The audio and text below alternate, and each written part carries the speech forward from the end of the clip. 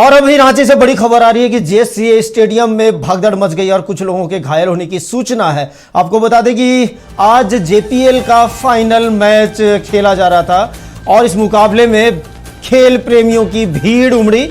आयोजन समिति की तरफ से निःशुल्क प्रवेश की मिली थी छूट और इसी दौरान पता चल रहा है कि एक अस्थायी गेट को बंद कर दिया गया था और आक्रोशित भीड़ ने उस अस्थायी गेट को तोड़ दिया और वहीं पे भगदड़ मची है। कुछ घायलों का एक निजी अस्पताल में इलाज चल रहा है और आपको बता दें कि ये फाइनल मुकाबला चल रहा था और फाइनल मुकाबला देखने के लिए स्टेडियम के बाहर खेल प्रेमियों की भीड़ देखी जा रही थी। फाइनल मुकाबला छोटा नागपुर रॉयल्स और जमशेदपुर स्टीलर्स के बीच खेला जा रहा था।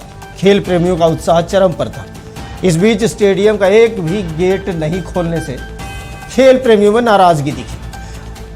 सीधा चलते हैं हमारे सहयोगी सन्नी के पास जो हमसे जुड़े हुए इस वक्त फोन लाइन पर। सन्नी, क्या अपडेट है?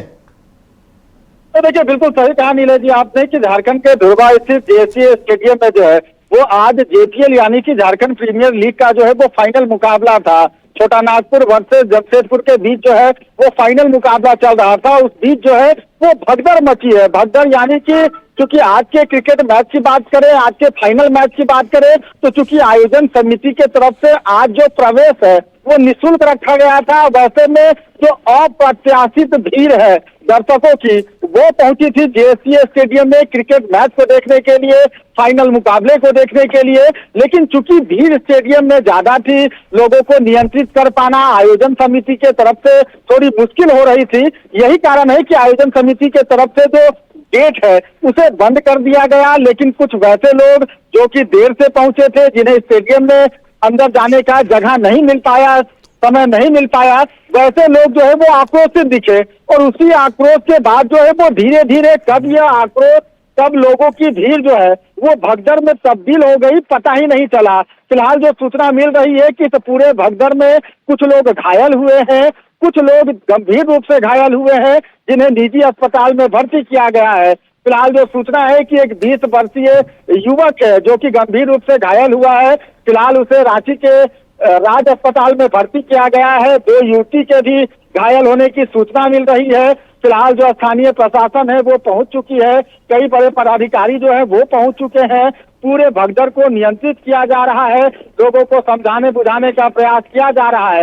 लेकिन इन सब के बीच कहीं ना कहीं एक सवाल जरूर उत्पन्न हो रहा है। खासकर जो आयोजन समिति के लोग हैं उनके खिलाफ लगातार यह आरोप लग रहे हैं कि आखिर भीड़ को नियंत्रित करने का कोई तरीका, कोई उपाय जब आयोजन समिति के पास नहीं था तो आखिर इतने बड़े आयोजन को किस आधार पर किया गया।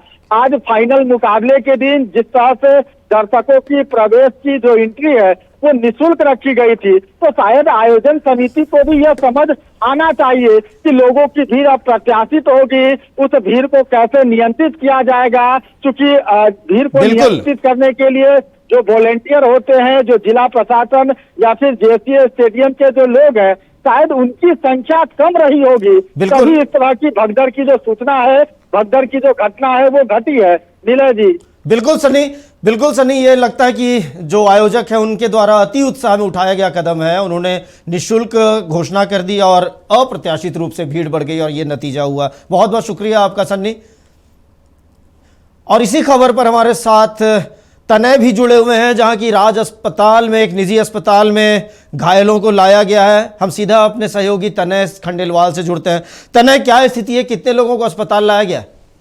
देखिए, फिलहाल जो भगदड़ की स्थिति हुई थी वहाँ कई लोगों की घायल होने की सूचना है, लेकिन बहरहाल जो है 3 लोगों को राज अस्पताल लाया गया है, भर्ती कराया गया है। जो डॉक्टरों से जानकारी मिल पा रही है कि उसमें एक छोटी बच्ची है जिसके पेट में जो है गंभीर चोट आई है, 20 साल का युवक है और एक और युवती है जिसको चोट आने के कारण उन्हें एम्बुलेंस से सीधे तौर पर जो है राज अस्पताल लाया गया है। और भी लोगों को राज अस्पताल लाया जा रहा है, ऐसी सूचना जो है अस्पताल को दी गई है एम्बुलेंस के द्वारा।